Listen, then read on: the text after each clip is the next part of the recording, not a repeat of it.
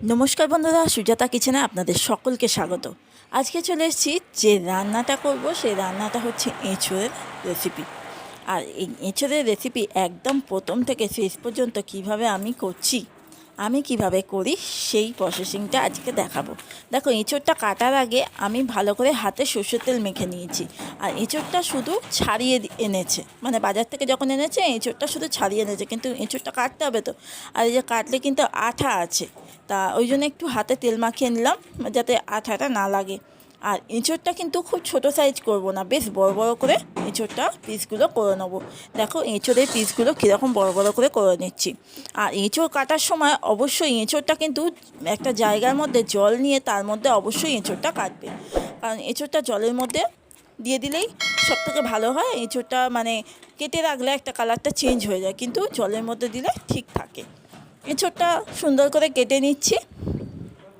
আর বন্ধুরা যদি ভালো লাগে তাহলে স্কিপ না করে দেখো, এঁচোড়টা কিন্তু ভালোই, মানে আশা করি তোমাদের ভিডিওটা ভালোই লাগবে।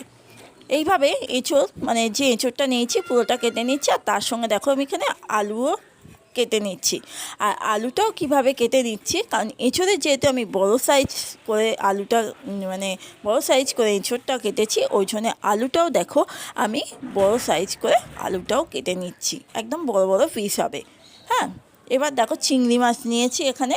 এখানে আমি 150 থেকে 200 গ্রামের মতো চিংড়ি মাছ নিয়েছি। আর এই চিংড়ি মাছগুলোকে এইভাবে আমি ভালো করে ছাড়িয়ে নিচ্ছি। ধুয়ে চিংড়ি মাছ সবসময় আমি কিন্তু ছাড়াই, চিংড়ি মাছ যখন ছাড়াই।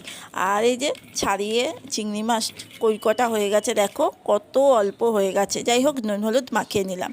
আর এখানে দেখো আদা, রসুন, পেঁয়াজ, শুকনো লঙ্কা আর টমেটো নিয়েছি। এবার আমি যে প্রসেসটা দেখাচ্ছি এই প্রসেসটা দেখো, তেলের মধ্যে আমি কিন্তু সমস্ত মশলাগুলো দিয়ে দিচ্ছি। এই যে টমেটো, পেঁয়াজ, একটা বড় পেঁয়াজকে 2 টুকরো করে নিয়েছি, তার সঙ্গে বেশ 10-15 কোয়া মতো রসুন, 2টো শুকনো লঙ্কা, আদা সব নিয়ে এবার একটু ভাজবো। একটু সামান্য ভাজা হয়ে গেলে দেখো মিক্সিং জারে একেবারে আমি তুলে নিচ্ছি। আর মিক্সিং জারে তুলে নিচ্ছি, একটু ঠান্ডা হলে এটাকে কিন্তু একটা পেস্ট বানিয়ে নেবো। আমি এবার এইভাবে কিন্তু আমি এঁচোড়টা করি, ওই জন্য বললাম স্কিপ না করে দেখো, আমার প্রসেসটা একটু আলাদা। আর এইভাবে যদি করে খাও না, তোমার মাংস কিন্তু মাছ মাংসকে ফেলে তোমায় খেতে হবে, এত টেস্ট হয়েছিল এঁচোড়টা রান্না করে। আর এই যে আলুগুলো সাইজ দেখেছো কীরকম বড় বড় করে আলু দিয়েছি, এর মধ্যে একটু নুন হলুদ দিয়ে আলুগুলোকে ভেজে নিচ্ছি। আলুগুলো যে খুব যে লালচে লালচে করে ভাজবো তা না, আমরা যেরকম চিকেনের আলু দিই সেরকমই আলুটা হালকা বেশ ব্রাউন কালার হয়েছে তুলে নিয়েছি। এবার ওই তেলের মধ্যে আমি দিয়ে দিচ্ছি কিন্তু এঁচোড়টা আমি সিদ্ধ করব না, কিন্তু এঁচোড় সিদ্ধ করলে টেস্ট কিন্তু বদলে যায়। আর এখন এঁচোড় তো খুব কচি এঁচোড়টার মধ্যে নুন হলুদ দিয়ে এঁচোড়টাকে কিন্তু মিডিয়াম টু লো ফ্লেমে আস্তে আস্তে এঁচোড়টাকে সুন্দর করে ভেজে নেব। আর এই ভাজা এঁচোড়ের টেস্ট কিন্তু দুর্দান্ত হয় তরকারিতে। সব এঁচোড়গুলো ভেজে তুলে নিয়েছি। দেখো কড়াইতে কিন্তু আর তেল নেই, এঁচোড় কিন্তু তেল প্রচুর লাগে এঁচোড়ে। আর ওই কড়াইয়ের মধ্যে আর খানিকটা তেল দিয়ে দিলাম। আর পুরো রান্নাটাই কিন্তু সর্ষের তেলে বানাচ্ছি। এই দেখো চিংড়ি মাছগুলোকে দিয়ে, চিংড়ি মাছগুলোকেও খুব একটা মানে লালচে লালচে করে ভাজবো তা না। আর মশলাটা দেখো পেস্ট করা হয়ে গেছে। আর এই যে চিংড়ি মাছগুলোকে হালকা লালচে হয়েছে আমি তুলে নিয়েছি। সবসময় চিংড়ি মাছ না একটু অল্প ভেজে রান্না করবেন, তাহলে না টেস্ট খুব ভালো লাগে। আমি তো একটু অল্প ভেজেই রান্না করি। এবার ওই তেলের মধ্যেই আমি দিয়ে দেবো, দেখো ফোড়ন দিচ্ছি তেজপাতা, আর তার সঙ্গে দিয়ে দিচ্ছি শুকনো লঙ্কা দিয়েছি 2টো ফোড়ন, আর গরম মশলা। এটাকে একটু নেড়ে ছেড়ে তারপরে আমি কিন্তু পেঁয়াজটা দিয়েছি। এই দেখো ভালো করে নাড়াচাড়ার পর আমি পেঁয়াজ দিয়েছি। আর এখানে আমি 2খানা পেঁয়াজ দিয়েছি, বেশ মিডিয়াম সাইজে 2খানা পেঁয়াজ। আর এই যে মশলাটা দিয়ে দিলাম, যে পেস্ট করে রেখেছিলাম ওই মশলাটা দিয়ে এবার কষাতে হবে। আর এটা কিন্তু মশলাটা কিন্তু খুব ভালো করে আগে কষিয়ে নেব যতক্ষণ না তেল ছাড়ছে।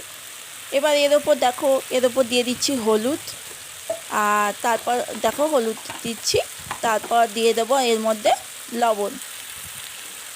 এই যে লবণ দিয়ে দিলাম, হলুদ আর লবণটা দিয়ে ভালো করে কষিয়ে নেব।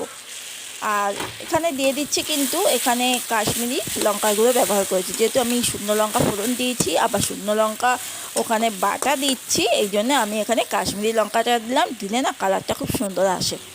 আর সামান্য একটু চিনি দিলাম। সব তরকারিতেই আমি একটু চিনি ব্যবহার করি, একটু চিনি দিলে না স্বাদটা খুব ভালো লাগে। আর এই চিনি দিয়ে এবার দেখো ভালো করে মশলাটা কষানো হয়ে গেছে। আমি চিংড়ি মাছ, আলু, এঁচোড় একটা জায়গার মধ্যেই রেখেছিলাম, ভাজাগুলো দিয়ে ভালো করে এটাকে কিন্তু কষাবো। আর কষিয়ে অবশ্যই আমি আরেকটা জায়গায় গরম জল বসিয়েছি। আমি যখন চিকেন বা মটন রান্না করি তখন কিন্তু গরম জল দিই, আবার এই এঁচোড় সোয়াবিন যখন রান্না করি তখনও কিন্তু আমি গরম জল ব্যবহার করি। এই গরম জলটা ব্যবহার করলে কি হয় বলো তো, বেশ মানে এঁচোড়টা মানে শক্ত ভাব মানে থাকে না। আর খুব একটা বেশি জল দেবো না, যেহেতু সবগুলোই ভাজা ভাজা, মিডিয়াম জল দিয়ে এটাকে ভালো করে ফোটাবো। এবার দেখো মানে খানিকক্ষণ পর আমি দেখাচ্ছি। দেখো আমি ঘি গরম মশলা দিয়ে দিলাম।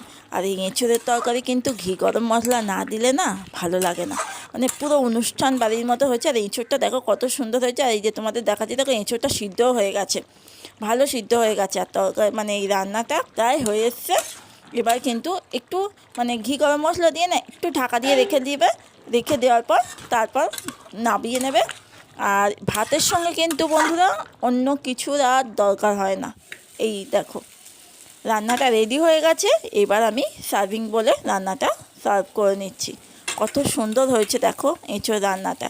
এইভাবে যদি তোমরা এঁচোড় রান্না করে খাও বন্ধুরা, মুখে কিন্তু লেগে থাকবে, এটুকু আমি গ্যারান্টি দিতে পারি। আমার তো দুর্দান্ত লাগে এই রেসিপিটা। আর আমি কিভাবে করলাম সেইটাও তোমাদের কাছে আজকে তুলে ধরলাম। যদি ভালো